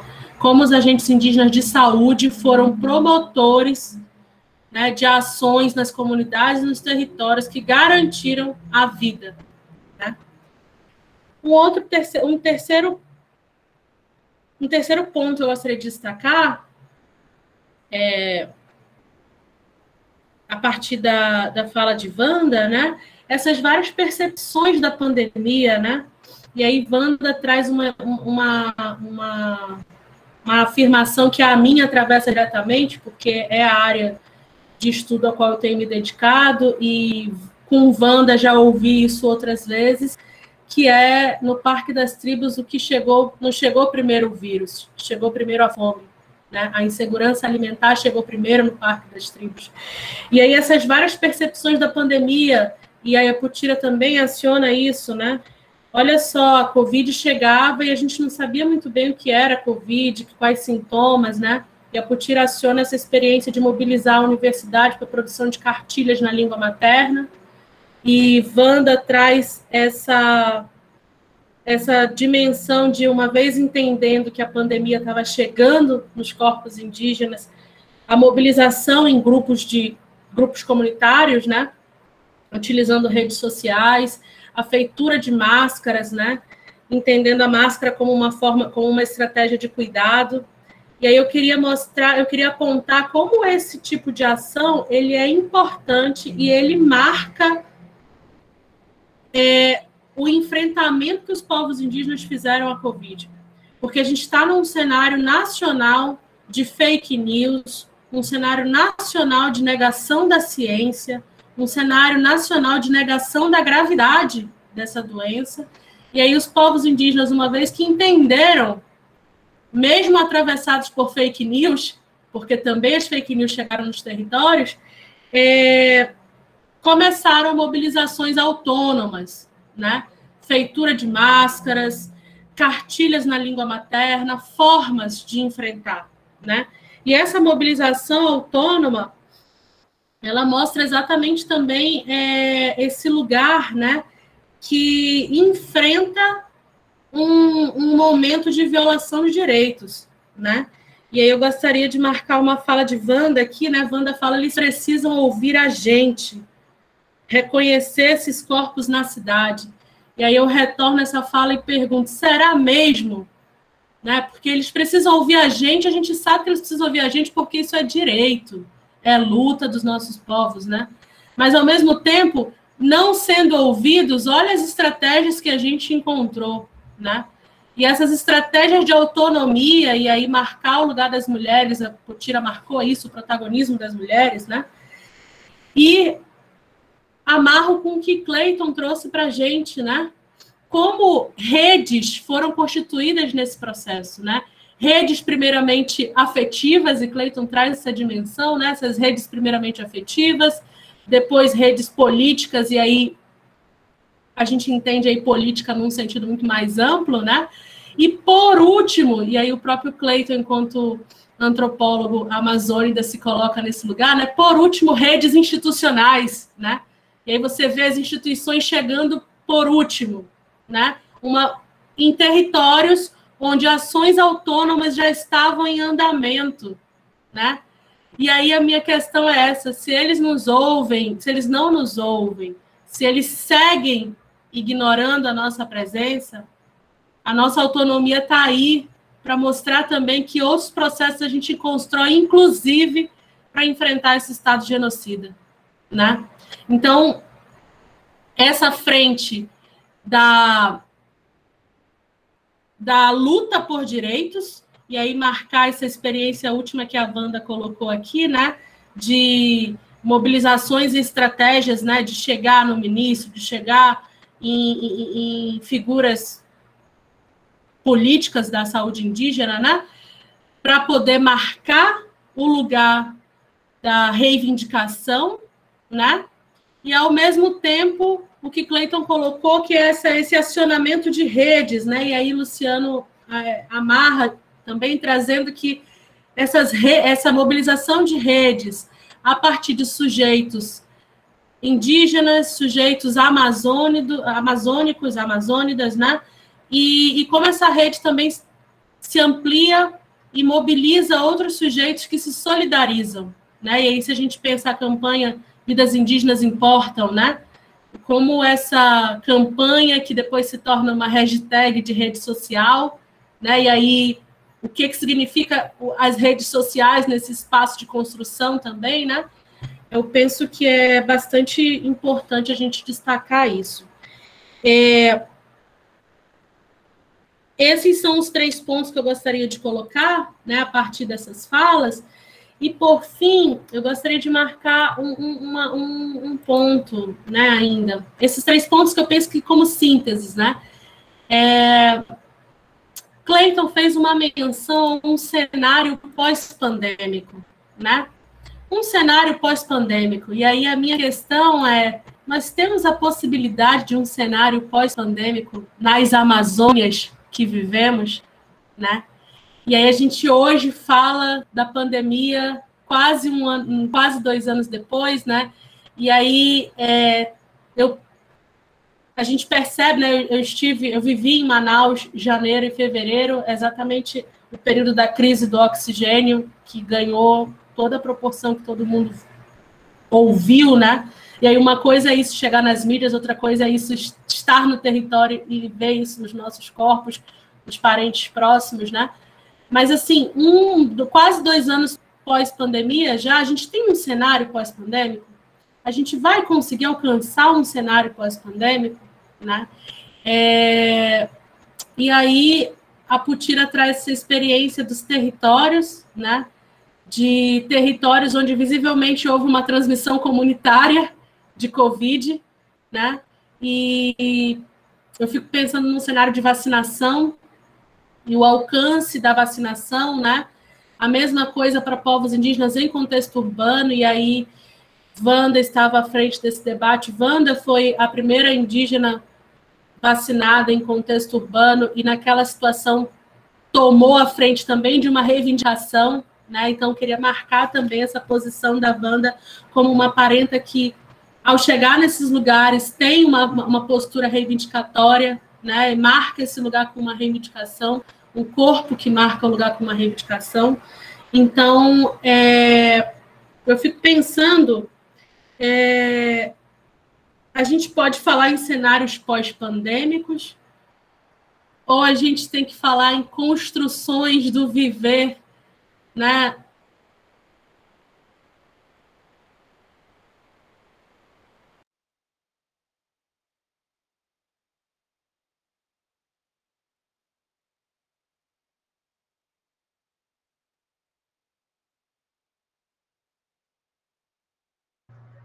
Nara?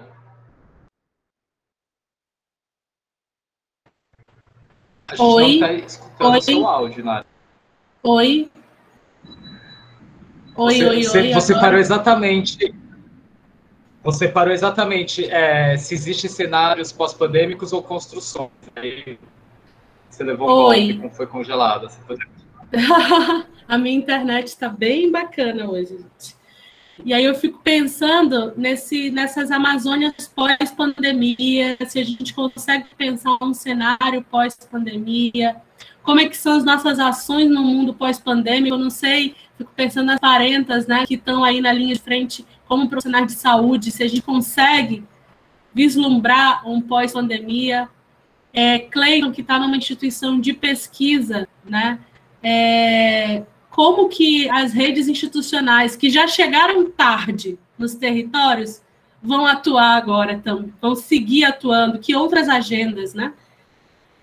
E para encerrar, a gente tem a pandemia como um cenário de violação de direitos, né? A pandemia como um cenário de violação, inclusive, do nosso direito de morrer. As nossas mortes foram violadas também. Nós temos a pandemia como uma violação da negação de nossas identidades, marcada muito claramente por quem tem ou não acesso à saúde, por quem tem ou não acesso à vacina. Nós temos a pandemia como uma série de negação de direitos fundamentais, né, como alimentação, trabalho, território. E aí a Wanda finaliza dizendo que a nossa identidade não pode estar pautada num território demarcado, né?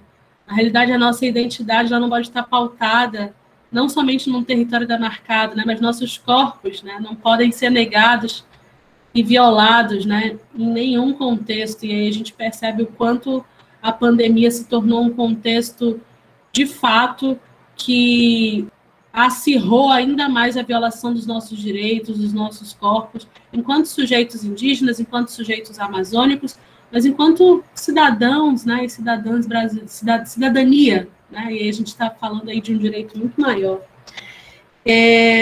Mas é isso, eu ouço vocês e saio com essa sensação, né, de como que a gente pode falar ou não de um pós-pandemia, e como que a gente, aí acionando o que Putira trouxe, né, nós, mulheres indígenas, acabamos de sair em marcha, né, estive com a Putira, encontrei Wanda, Putira trabalhando na marcha das mulheres indígenas, cuidando da nossa saúde, fazendo testagem, Wanda também, cuidando da nossa saúde na marcha, fazendo testagem.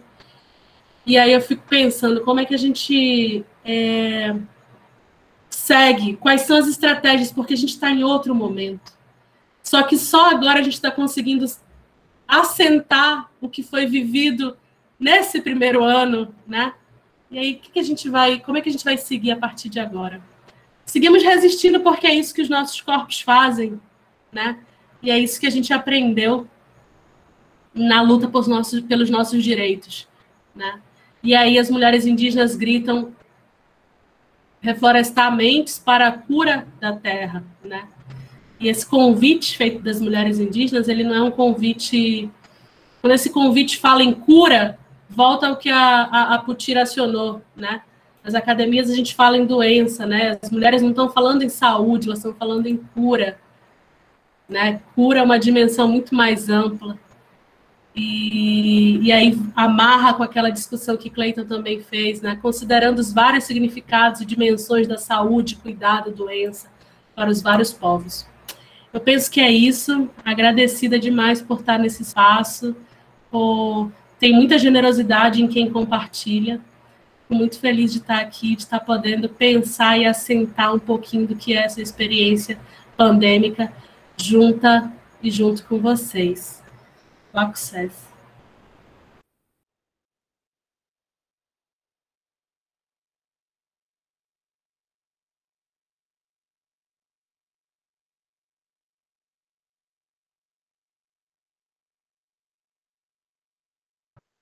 Bom, vou aqui abrir uma pergunta, se alguém tem alguma pergunta.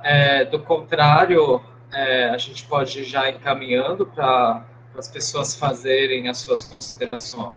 Reagir, na verdade, né? Porque a Inara trouxe muitas questões pensando aqui. Enfim, durante essa live chorei para chorar rir, né? Eu queria saber se alguém tem alguma questão pontual para fazer para os nossos participantes, se não, vou só, enquanto nesse meio tempo, eu só vou novamente aqui passar esse nosso Jamboard, né, que eu acho que ele mostra um pouco da tônica desse nosso encontro, né, que foi de troca e partilha, né, também dessa troca e partilha que se fez entre diversos atores, né, tentando aqui ocupar esse espaço e essa estética digital, que não é a nossa ideal, mas a gente faz questão de resistir e existir nela, né? Então, acho que é um pouco isso para a gente, enfim, se esperançar aí de boas coisas, né? Então, vou aqui passar já na ordem mesmo, tá? Que foi feito, porque a gente tem uma surpresa da Wanda, né, Wanda? Que vai ser a última nossa, né?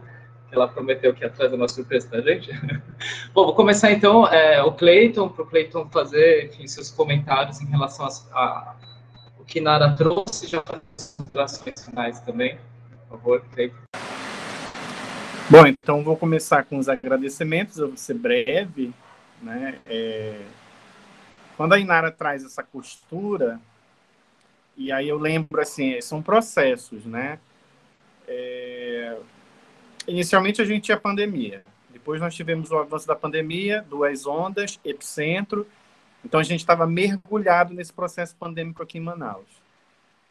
Vislumbrar essa questão, assim, talvez teoricamente, foi vislumbrado um período de pós-pandemia não tão distante assim, né? Tanto que o primeiro formato do projeto, quer dizer, algumas instituições chegaram a pensar numa possibilidade de talvez pós-pandemia agora, em 2021, por exemplo, né? E não foi o que aconteceu, e a gente foi percebendo isso no finalzinho do ano passado, né? Então, como nós tivemos uma primeira onda no primeiro semestre, e a segunda onda veio nesse período aí de fim de ano, para o início de 2021, então a gente percebeu de fato, empiricamente ali, na realidade, que o processo é um pouco mais lento e um pouco mais dramático. Seria um pouco mais lento e um pouco mais dramático. Quer dizer, agora, depois do processo de vacinação, nós tivemos um processo acelerado, eu costumo dizer que acelerado, tendo em vista o ambiente que a gente está vivendo agora, esse cenário todo político que a gente está vivendo agora, mesmo com toda essa carga aí, a gente conseguiu inicialmente ter um certo avanço com relação à vacinação aqui na cidade de Manaus, no estado do Amazonas, isso foi sendo alcançado gradativamente, mas aí a gente ainda percebe que não é o suficiente na perspectiva do mínimo, né?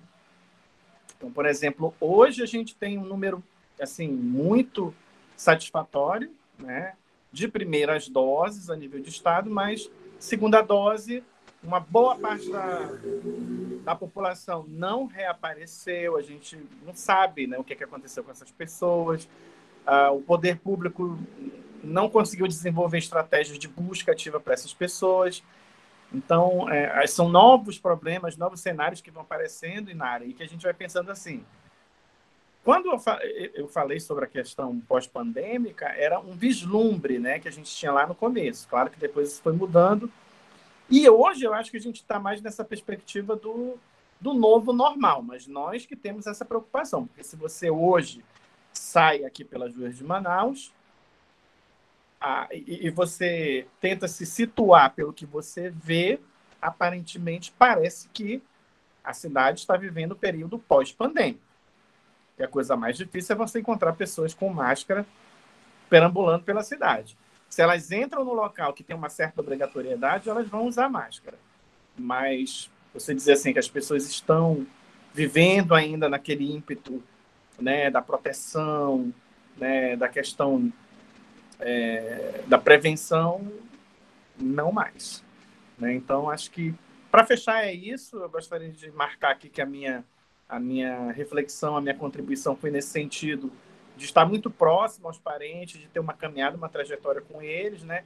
De ter essa perspectiva de estar atuando aí, tanto nessas redes afetivas e, posteriormente, nas redes institucionais. Então, assim, sempre me vejo, né, e penso assim que eu me vejo pelos parentes também como aquela pessoa que eles podem contar, aquela pessoa que é um parceiro, aquela pessoa que tem já uma trajetória, uma história construída e que dificilmente eu vou deixar de fazer isso. Acho que até os últimos dias eu vou estar nessa posição. Espero daqui mais para frente conseguir fazer mais, né?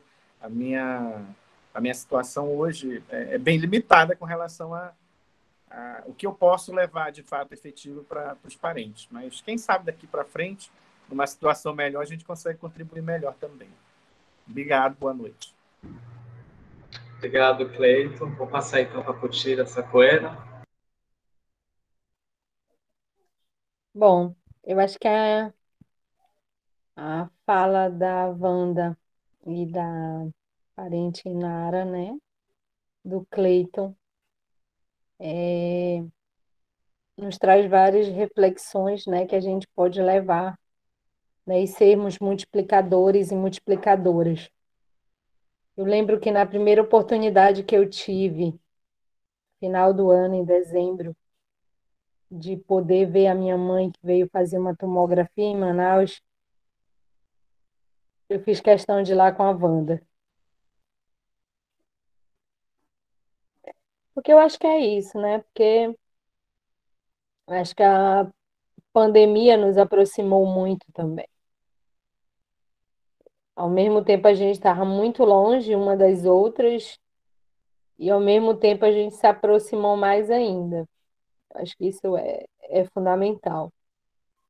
E como indígena mulher, né, profissional de saúde, posso dizer que não foi só ah, algumas mulheres, né, que estiveram à frente disso, mas dentro dos territórios era muito visível a presença e atuação das indígenas mulheres no território. Assim. Parece que a pandemia também trouxe isso para nós, enquanto indígenas mulheres, que nós podemos ser, sim, profissional de saúde, que a gente pode, sim, estar na academia, que a gente pode estar atuando, que nós somos protagonistas e que nós podemos também construir uma história. Acho que isso a pandemia trouxe de uma outra forma para nós. Mas o que eu queria falar só um pouquinho é sobre a questão da invisibilidade nossa. Quando a Wanda falou da questão de Manaus, eu acredito que foi em todos os lugares. Quando nós, aqui, a nossa coordenação aqui na SESP, a gente começou a articular para que tivesse nas notificações indígenas, quilombolas, né, pessoas pretas ali, as pessoas, como assim? Eu era conhecida como a pessoa que gostava que colocasse a raça. Eu lembro que uma vez eu fui coordenar a policlínica da Pedreira aqui do bairro, e eu ouvi as enfermeiras falarem assim: olha, não esquece de colocar se a pessoa é preta, se a pessoa é índia, se a pessoa é parda, se a pessoa é isso. Por quê? Porque a Putira está aqui hoje. Então, quando eu chego e digo assim, não é a Putira que gosta, é direito. E não é só eu que quero isso. Isso é necessário também. Aí a pessoa, ah, tá. E isso tem que acontecer todos os dias, independente da Putira estar ou não aqui. Porque as pessoas têm o direito de estarem registradas. Porque quando eu fui fazer a tomografia, porque eu peguei Covid, eu falei para a pessoa, eu sou indígena. Aí ela falou, tá. Eu digo, tá, não, coloca aí que eu sou indígena. E que eu tô aqui em Belém, que eu tô fazendo a consulta, que eu vou fazer uma tomografia. Aí eu falei, vai lá no canto esquerdo do teu computador, tem lá um íconezinho, aperta lá e escreve, tu vai ver mais de 305 etnias tem lá registrado. Aperta lá no baré, tu vai ver que eu tô lá. Ela tomou um susto, porque nem ela sabia que tinha isso lá, né? Aí eu disse, aí ela, a senhora sabe, sei, porque eu colaborei na construção disso. Então, eu acredito que hoje nós, indígenas, nesses lugares, que fique bem especificado, né? Eu gosto de dizer que tem que ficar claro, escuro e bem colorido mesmo. Que ocupar esses lugares não é fácil. São lugares adoecedores, são lugares que a gente incomoda, mas também são lugares de muito aprendizado, não só para nós, mas para as outras pessoas que estão dispostas a conhecer quem somos nós de fato e de onde essas pessoas vieram em nível de ancestralidade. E isso é uma coisa que ultimamente a gente vem falando muito relacionada a isso, porque o Brasil, quando a gente fala nas academias sobre racismo estrutural, que a gente começa nossos debates no nosso movimento indígena, Marcha das Mulheres, né? Todos esses movimentos, a gente fala de racismo estrutural, racismo institucional. Mas só que o racismo no Brasil ele é tão estrutural que ele nos invisibiliza. No próprio diálogo do racismo estrutural. A coisa mais difícil é você ir para uma capacitação de qualquer outra forma que vão falar sobre racismo, ou seja, na saúde, na educação, em qualquer outro lugar, e alguém falar de racismo indígena. Não fala. Então, o racismo para nós, povos indígenas, ele, além de ser estrutural, ele é amarrado para nos invisibilizar e nos silenciar enquanto povos indígenas. Acho que a gente tem que começar a rever isso de uma outra forma. E quando as pessoas falam, mas vocês não são raça. Eu digo, mas como é que vocês inventaram isso para nós e agora a gente não pode estar incluído aí? Então, que a gente possa nos encontrar mais, que futuramente a gente possa se abraçar, porque nós somos de aconchegos, né? Nós somos assim. Dizer que foi muito bom estar aqui com todos e todas, né? Wanda e Nara, minhas irmãs. Um grande e afetuoso abraço. Professor Rui, né? Tô com saudade de ti, Santarém. Breve estarei aí. Vou te passar depois as datas que eu vou estar em Santarém. Luciano, Cleito, prazer a todos e todas. Muito prazer conhecer. Estarei sempre disponível para a gente sempre estar compartilhando e aprendendo com cada um e cada uma de vocês. Muito obrigada mesmo. Obrigado, Putira. Nós vamos já caminhando para o encerramento, né? E eu queria, antes de fazer esse encerramento, que vai ser com uma surpresa que a Wanda nos trouxe, agradecer desde já a participação de todos vocês. Wanda, Cleiton e Nara, vocês que ficaram conosco até esse momento. Rui, que foi quem esticou bastante a necessidade de nós organizarmos essas atividades nesse evento da RAIS. Nós estamos também com um GT sobre o trabalho do antropólogo na saúde e como trabalhador da saúde também, ocorrendo amanhã na última sessão. Lembrando que essa é uma atividade que nós temos dialogado desde o ano passado com vários outros colegas. Eu queria comentar um pouco algumas imagens desse slide da lousa que o Rui está colocando, porque tem a ver com isso que vários de vocês colocaram. A gente tem uma imagem do Parque das Tribos, um lugar por onde eu passei também, e que fui instigado pela coragem de mulheres indígenas como Wanda, como Potira. A gente tem aqui uma sessão de hospital, onde também passei por vários hospitais nesse período, e foram experiências que me deixavam bastante receoso, com bastante medo. Um jardim azul e rosa, que eu não esperava ter visitado nesse período, mas visitei também, ficou na memória, que é o cemitério do Parque Tarumã, aqui em Manaus, que ficou fechado por muito tempo, e apenas nas situações mesmo de enterro que a gente conseguia ir com pouquíssimas pessoas. E as duas últimas imagens que eu gostaria de comentar para vocês, uma é sobre esse compartilhamento que leva a gente a ter força e a gente a aprender com essas situações.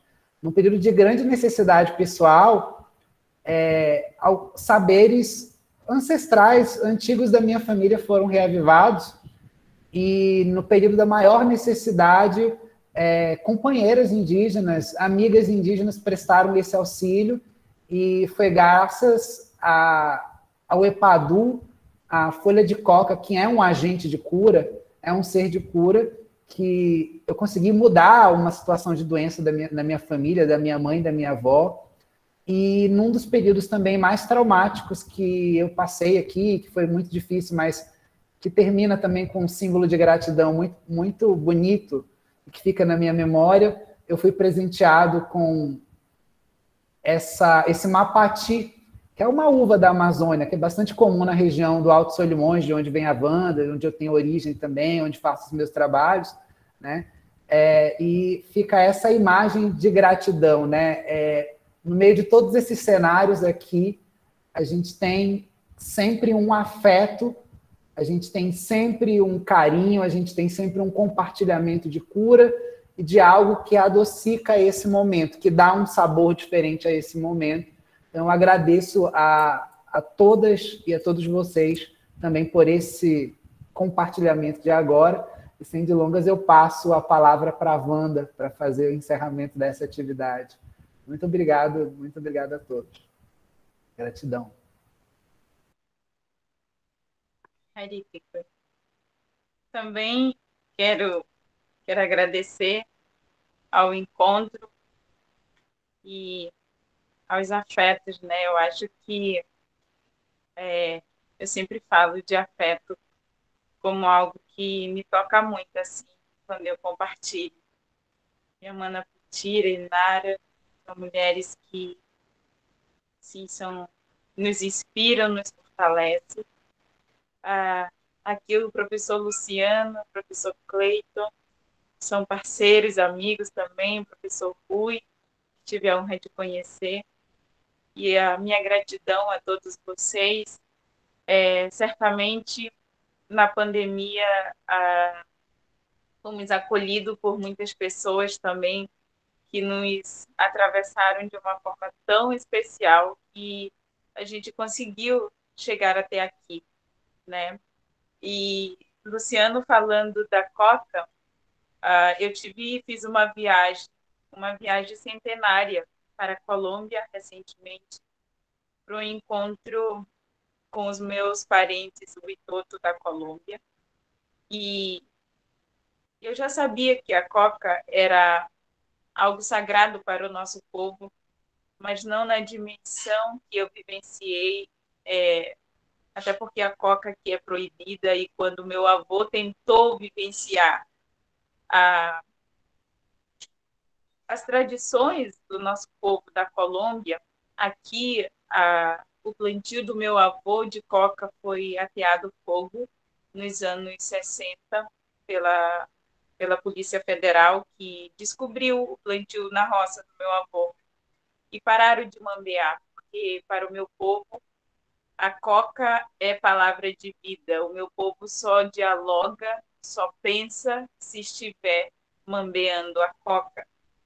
E a coca, ela é a base e a estrutura do pensamento Witoto, assim, como o tabaco e a yuca, né? A yuca representa, que é a macaxeira, né?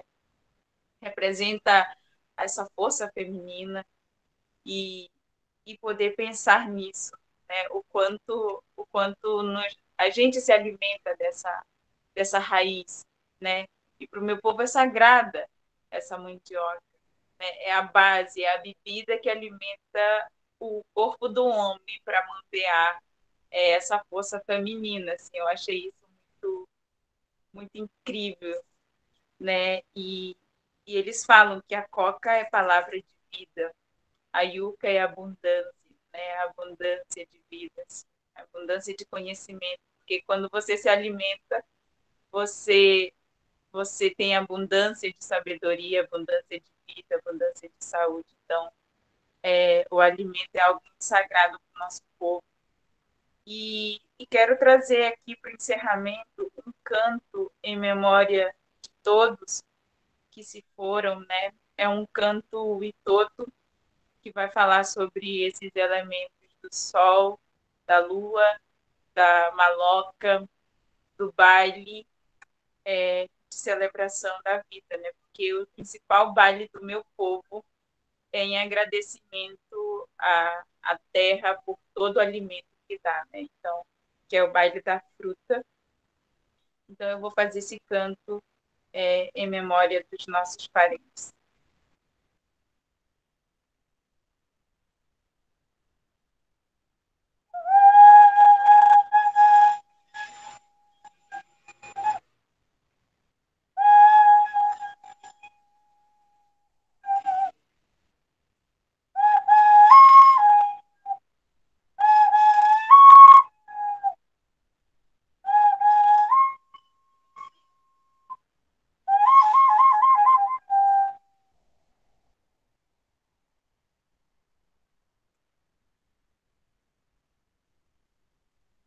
Hitomar, bidu,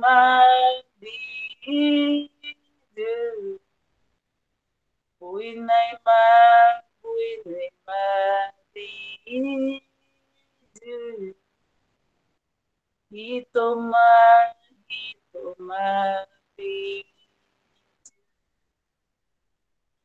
Anana, enyo, boinanyo, aru. Ida, ipika, kaipona, bitu. Hitoma, bidu.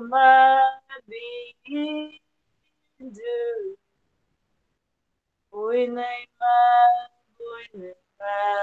bidu. Hitoma, bidu. Anana, enyo, boinanyo, aru. Ida, ipika, kaipona, bidu. Ai, que coisa. Obrigada.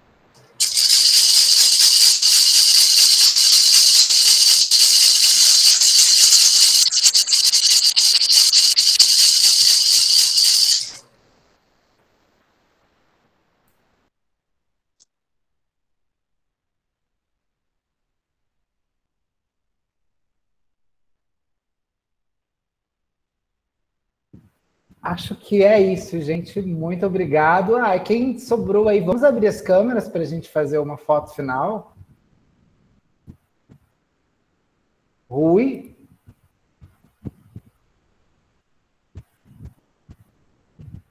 Como assim? A minha câmera não está aberta? Não, eu ia pedir para você fazer o clique. Para garantir também.